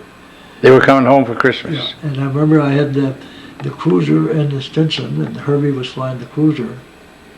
Herbie who? Herbie Noble. Herbie Noble? Herbie Noble was flying the cruiser, and I was flying the Stinson. And you owned both of them? You know, and when we come back that night, it was dark. You know, we'd flown all day. And come to land over the graveyard going towards the bridge. There was a main public that had some posts there. They were going to put some wires up. Well, they put them up that day. And Herbie come in land. He had lights on the airplane, but he didn't have any landing light. I was just come up behind him, and I was lighting up with the landing lights on the Stinson, and I saw the wires. He didn't see them, but he kept right on going, and he missed them. So he says, when we landed, he says, what'd you turn around for? I said, didn't you see the wires? He said, no. He said, what do you mean the wires? So the next day, remember, he saw Von Kerrigan. He was fat. He said, if I hadn't got killed there, he said, I'd be here to tickle your toes at night for the rest of your life. But eventually he hit those wires and got killed there. Now, those wires were across the St. John River between Fort Kent and Clare? Yeah. And it was... and how long did they stay there? They stayed there until Herbie hit them. And so how many years was that? Oh, was that legal? There was nothing they were there? legal. But when they put them up, they should have notified us. We knew they were going to go up. The post had been up for a long time. But we knew that they were going to put them up. If you knew, you didn't have to land that much. But when you land at night, you know, you give yourself some room and some leeway. And eventually he knew they were there when he hit them. So that night he didn't know they were there, and he didn't hit them? No, we just put them up during that day. We left there in the morning. But he didn't hit them? They were there that night, and there were new wires, and they shined. When the lights hit on them, I saw the wires, and I gave some power, and I went around. So how come he hit him if he knew they were there? Well, he didn't hit them that day. He hit them the... yeah, but he knew? He was... he had a Navacus owned the airplane that he got killed in. It's a four-place airplane. It was underpowered, and the wings were short wings on there. And it was on floats.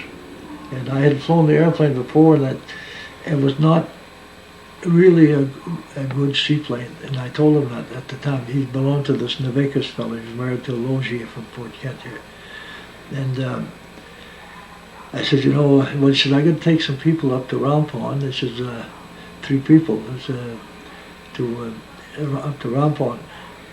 And I said, well, I flew it, and I said, look, somehow you got water in the float? She said, no, I checked them, and I said, you got too much gas, you know? She said, well, I said, it's not working, but way it was a brand new airplane, brand new.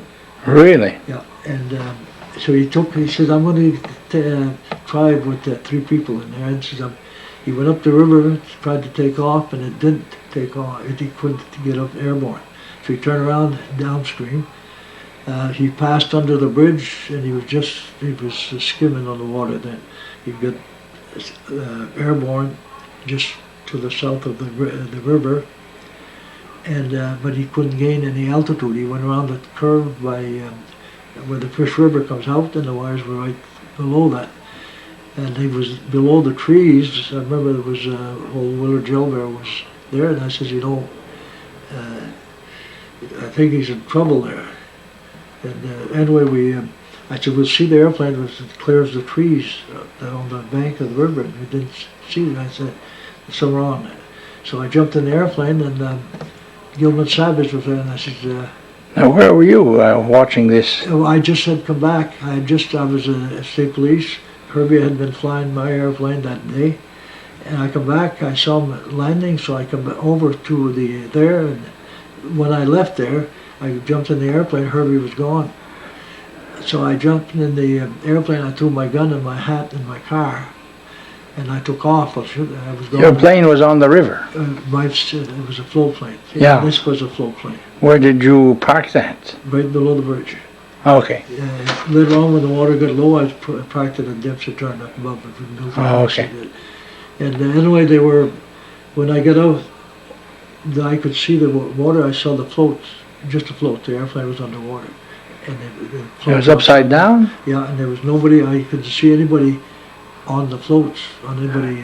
You remember who was in there besides Herbie? Jean-Paul Gival, a fellow by the name of Gaudier from St. Francis, and the fellow that owned the automobile supply thing from Madawaska eventually. There was Okay. 3 besides Herbie. So then I saw, I was getting to the plane, I saw one come up, 2, 3, and the 4th one never come up. So I was turning around, I come in, I landed right below them a little bit, and I pulled up alongside of them. And 3 of them, they jumped on the airplane with 3 fellows besides one fellow I had in the airplane already. There's too much. Sank the thing, the wing come down, and I said, hey, look, I can take one of you. The other 2 I'll come right back and get you. And it was right below the hospital, right across from the hospital. And we went to the. They got them back on the floats, and I said, don't worry, the float's not going to sink. And I went over there, and I come right back and picked up the other 2, brought them to shore. And he said, poor Herbie, and I said, yeah, he's not out yet, but I said, he could be in air pockets or something like that. There was no way I could do anything there, there was nothing to. So I went across and I picked up Gil again. And Gil Savage? Yeah, and he said he could swim. Well, I brought him back and we hooked onto the floats with my plane, and he jumped in the water. And underwater, for a little while, then he come out. He come out all puffed up and all. He said he's pretty near drowned. He got caught some in there, and he said, hey, he had, I think he told me he could swim, but apparently he couldn't that well. But anyway, we knew then. I said, looked at my watch, and it was 15, 20 minutes since I did. So I knew that there was nothing to. So. Did he see Herbie? No, well, he could see him through the windshield, but he got through the windshield was broke, or through what was left. So I took him back to the. By then there was some people starting to get on the shore. So I said, I'm going to get some rope. So I went over the airplane that anchored up on a rock. Apparently, then it was not moving down anymore, right behind where the hospital was at. And I went over and I jumped in my car, and I was going to see if I could get some rope. And I said, "Where do you get rope?" It's Alfie Netto, Roland Netto.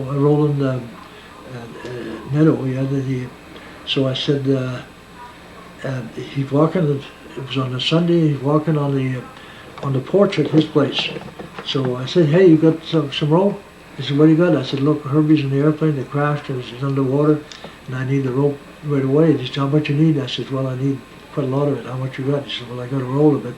I said, "It should be at least a half-inch rope at least." So yeah, I got a roll of it. So I come over and we put that in the car. I went back to where the plane was at, took the thing, put it in the back seat, and I flew there. I stopped and hooked onto the floats and tied one end of the rope to the airplane, and I pulled it up to shore. I pulled the end of the rope to shore. And there was enough people there. They started pulling on the rope. They got it about halfway, and the rope broke. But it was on dragging. So I said, "Here." There was no boats there yet. There was nothing so I took the end that there was, and I said, "I think we can double back and keep it double." So I went back, and sure enough, we pulled it far enough that the rope was, and I hooked on the rope, the other end of the rope, and they pulled it to within 5 feet of shore. And we rated the airplane back up, and Herbie was in there, and the left wing had gone forward, and the butt end and the front end of it had hit his neck and broke his neck, and he was. That's how come he died. That's how come he died. But one thing, the prop had come off. Apparently, the prop hit the wires. We never found the prop of that airplane. Oh, is that right? Yeah, now that was the plane that you didn't like. That was the plane, a brand new airplane. Yeah. That floats and so forth belonged to the Snevakis. And it was not performing the way it should, and it should never have been on floats. Yeah. And I think since then they've determined that it's not. Now, Roland, you had 13,000 hours. Did you come close to? You must have come close a few times to. Yeah. I had the extension, and I had some people that were needed some gas, and I would notice every once in a while that the gas tank, if it was in barrels, there was water in the bottom of the barrel, and you check it when you get a barrel of gas. You open it up, stand the barrel up, you open it up, you take a dipstick and you put a chemical on there. If there's any water, it turns blue. Oh, oui? That turns blue. So if there's any humidity in there, anything, that it turns blue. So I kind of, if I had seen this water, we used a chamois and all of this, but when we had the pump, well, they did, but you check the barrel. So the night before they brought the barrel of gas, we turned it on end, and I wanted, because I had complained to the Slim Warman of selling the gas, the aviation gas, 26 cents a gallon for aviation gas. They checked it and there was no water, so we put the cap back on, tightened it, and turned the barrel on the side. See, this way there's no water can stay on top of the barrel, if you have to stand it up. And so the next day I had given some rides, and I had my wife now and her sister and her boyfriend, sister's boyfriend, in the airplane. And I said, look, I'm going to go around, circle around town a couple of times so that people will know that we're flying, and they'll come over. They used to come over to get rides. And so that's how you'd get their attention. Yeah. You would fly around and they'd look up and see you, and they knew you were giving rides. So we took off, and if the airplane hadn't been warm, I would have had to warm up, but I had just come back. I had flown somewhere that morning after Mass, and we went to the end of the runway, took off, and we were probably over the bridge in the Fish River when the engine took and it stopped, and then it took back on, and when you're low and you're loaded, he said I was full of gas. I put in, I can't remember, 40, it held 54 or 50 some gallons. It was quite a load. 3 people, but the airplane was made for that. So I said, you got to go straight or find a place to land, but you can't. If you turn around, you're going to stall out. When if you stall out, then you're out of control. You come down. So there was a field going towards Pearl Brook. I knew the field was there, and we were making an approach to there. And I'm still looking at the, what can be wrong. I don't know. It's water. I can't. Eventually, I couldn't believe it was water. But anyway, we come to land, and geez, the engine caught, and I gave it full throttle, and geez, it was good. Then I started back up and started to turn, and then it stopped again. And that time it stopped real good because I was climbing, low speed, and the prop stopped, and it stopped dead right there. And the only place I could have gone in, there was a wind above 30 miles an hour. So if you land with the wind, that increases your landing speed that much. And there was a potato field I could have gone into heading downwind, which would have increased my airplane stalled at around 40, 50 miles an hour. Loaded, if it's a little bit less than that.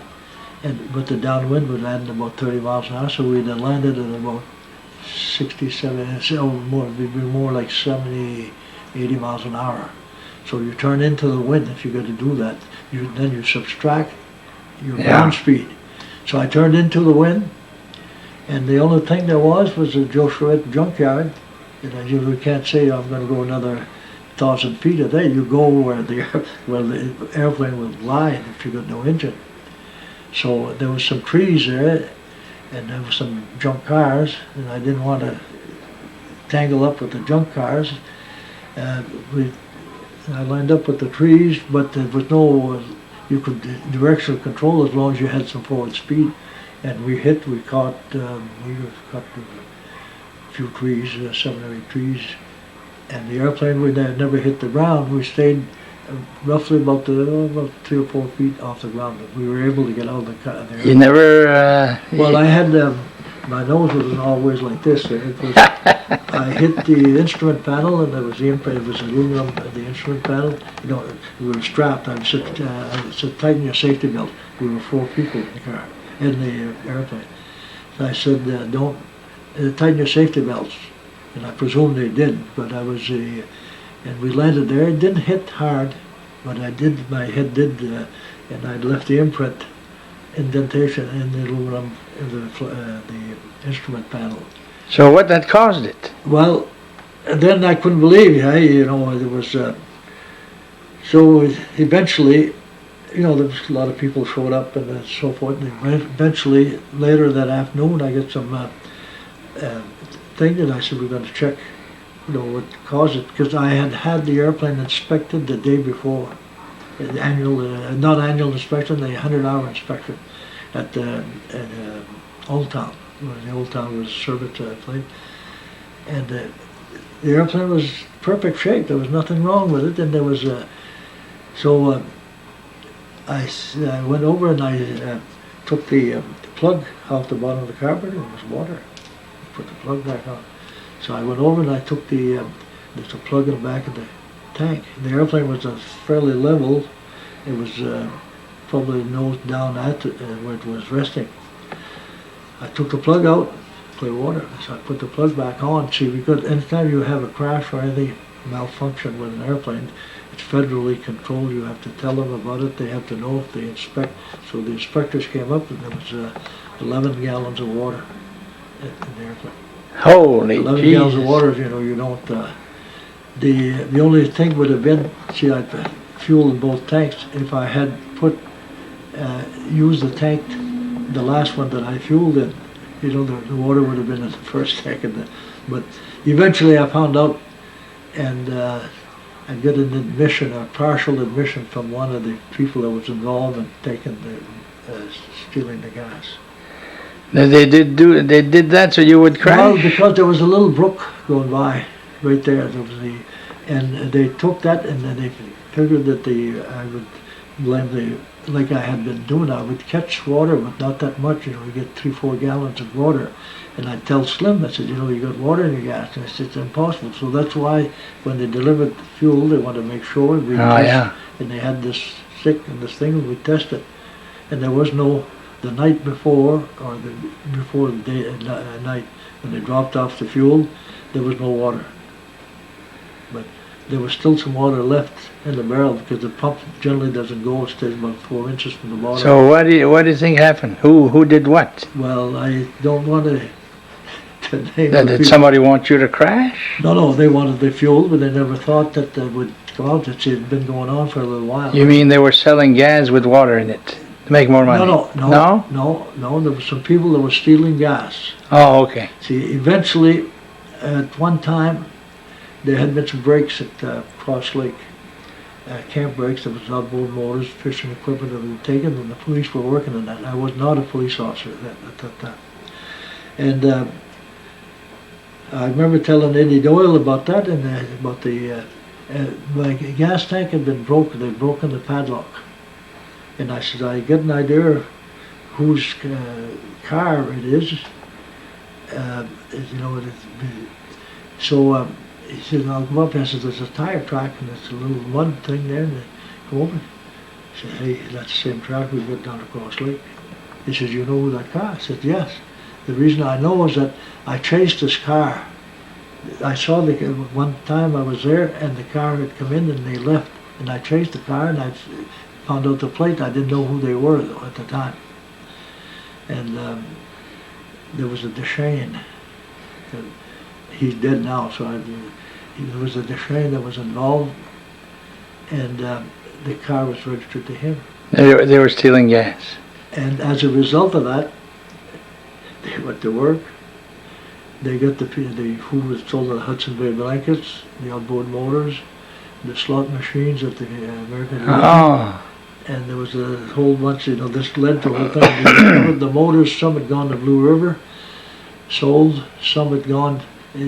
So they were stealing all over the place. Yeah, so they had dumped the motors at the mouth of the St. Francis River and the St. John River.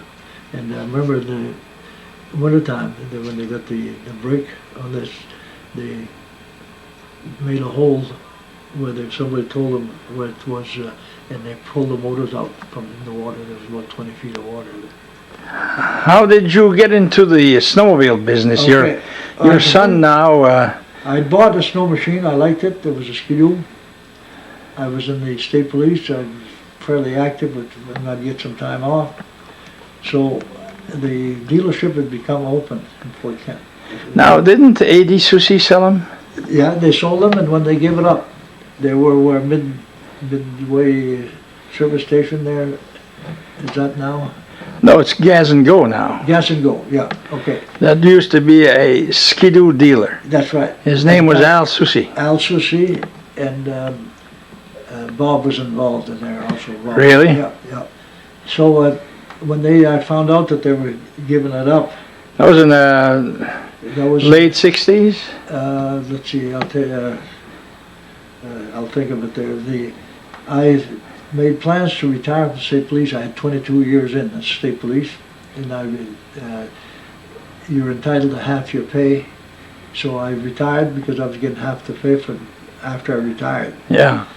So I made plans for that, and I got the sign from them. I got the dealership through Bombardier, and I rented the building. It was Emile Rieu's granary, which was next to my house. And we did a little bit of work, very little. They made petitioned off a place, a service thing, and it was a little 8x8 building on the entrance of that I used as an office. It was very, very rough and very, it wasn't, I didn't have the money to go in there. That's on St. Joseph Street? St. Joseph Street, right next to my house. Which is still there. Yeah. And eventually, in 77, 78, I built the building that's there now. It was the building I got through Pinette,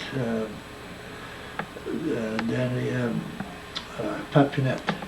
And, so you, I think it's 1974 that you started selling snowmobiles, huh?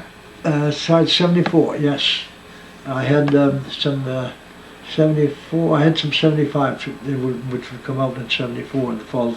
And I had bought a bunch of 74s, leftover 74s from the company. It was a real good price. I could sell a machine, the most expensive machine there was $1,200. Harry Eskovitz had bought one that was a electric start.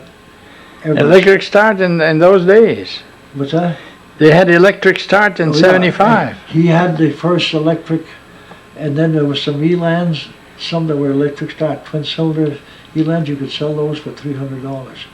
Holy. And Harry's machine was $1,400. It was the most expensive one there was. Today they're going over 14, 15,000. Wow. And there's a lot more stuff on it. No, it was, but there was we sold quite a bit because where we had some of these leftovers, there's modifications to be made and so forth. But I had mechanic tools that I'd had before, and I got some other stuff. And I had a fellow that was in the Coast Guard. He was a mechanic on the Coast Guard. Gilbert, his father was a game warden. He came and worked. Then he said, "Look, I got he says, give me one of these Skidoos at cost." And he said, "I'll work here, I won't charge you anything." Well, I said, "That's a losing thing." No, I said, "That's what I'd like to do," and that's what. So we did that. The following year, we sold 76s. The following year, 77s. But at 76 to 77, there, I knew that the place was too small. It was not convenient. The door where you brought the Skidoos into work, you had to turn on the side, the newer ones, so it was wider than the door. So we widened it. And Edgar owned the building, Edgar Bevan, so I built right adjoining that. It was 4 feet in between. I built adjoining the Skidoo towards my land. I owned some of the land. It was part of my house lot. And it was a 50-foot building. and it was put up, and it was quite a place. And we thought we were in heaven. How many did you sell a year? When the starters were in the 30s. 30? 30, the beginning. The last year in '78 was the biggest year that we had. Was over 100. And the second year in '78, there was a dealer meeting, and they called, they want people to go to the dealer meeting, and the dealers, so we went, they had the new stuff, and so the first thing he said, we got an award to make it, and for service, service is very important. It's what sells the machines and so forth. And so I said, I wonder who they got here, for a deal of the year. And I said, with Roland Dumond and your wife, why don't you come up front? It was really, really something. And the serviceman was there, and he said, we've really never had cooperation from the dealer like we have today. And he said that it makes it easy for us to improve our product and to repair things and find troubles and so forth. And it was '78. I got the thing hanging up in there yet, that the award that I got. So when did you sell to Gary? I sold to Gary when he half a year before he retired from the ward service, but he kept on for a few more years. I'm trying to think the name. It was in I think 89 or 90. Yeah. Yeah, I think it's 1990, huh? Yeah, because the 90 year come out, I had taken the machine that come in that was damaged, and it was damaged in the box. Yeah, that's right. And then Gary just sold it to Frank. Yeah. Frank Fournier. Yeah. And Frank was the electronics at the downtown on Main Street there, and that Frank had a machine, and he's a very good, he's a good, responsible person. Now, there was a time where we had a lot of snowmobiles, different kinds. I remember moto ski and Ski Prince, Ski Queen. There was a trade-in book that come out. There was 29 brands. Yeah. 29 brands. Johnson. Yeah. Evinrude. John Deere. John Deere. Sears Roebuck. So it's changed a lot. Now we're down to 4, huh? You're down to 4. Yeah. Attends, voilà. Je pense que. Voyons. Now already we've been talking for 2 hours, Roland. Yeah. I just want to see a few of your pictures. This is you in the Army in the 1940s. Here, you're a staff sergeant, huh? I'm staff sergeant. I got out as a staff sergeant. Okay. Well, now this is the Siegfried line, you call it? Line, which was the big obstacle, supposedly. When we got there, we had these tanks that had the blade in front of them. Yeah. We just took some dirt and filled that up, and the trucks and the jeeps and all that run over it. Okay, and that was between France and Germany. France and Germany. I think that might have been the T5 there. Yeah. 2 stripes. And you, this is where you went in the Army. You're about 20 years old. I was just about. Yeah. 1942, let's say. So we're talking here almost 70 years. Can you imagine that? I can't imagine it, but you're 86. I'll be 87 next month. Now, what are you doing with your time? You retired about 20 years ago. Yeah, I'll tell you, I've got good health. I feel good, and I do anything really. I chase my wife. Yeah. I caught her the other day, and I forgot what I was chasing her for. But now I see you're involved in the church a lot. Yes, and I was not always close to the church. I'm not ashamed to admit it. I think that's what's wrong with a lot of us. Yeah. We're not. With the things that we have going on today, this same-sex marriage and all of this other stuff, that's not good. It's something you never thought you'd ever see. No, I never see. And I'm active in the church, you know, I'm a Eucharistic minister. So is your wife, huh? And so is my wife. We try to devote some of our time to go to the homes and give, say the rosary with them. We go give Communion, yeah. to, You're involved in Knights of Columbus also? yeah, I'm involved. I'm a 4th degree Knights of Columbus. I was the the secretary, the head man in the fourth degree. Yeah, faithful navigator. Faithful navigator. Now, how many children did you have? 8, 4 boys and 4 girls, and the bishop asked me that one time. I was giving him a ride back to the airport, and he said, "You got 8 kids?" I said, "Yeah, 4 boys, 4 girls." And I said, "Then we went to cornflakes." Huh? I told him, I said, "Then we went to cornflakes." And 4 boys, 4 girls.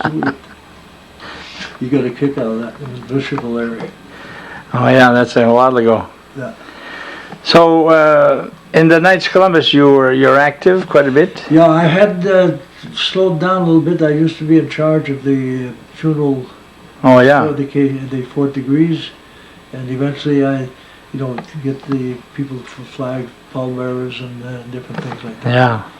And it was, but it's a big job. It's a big job. It requires a lot of time.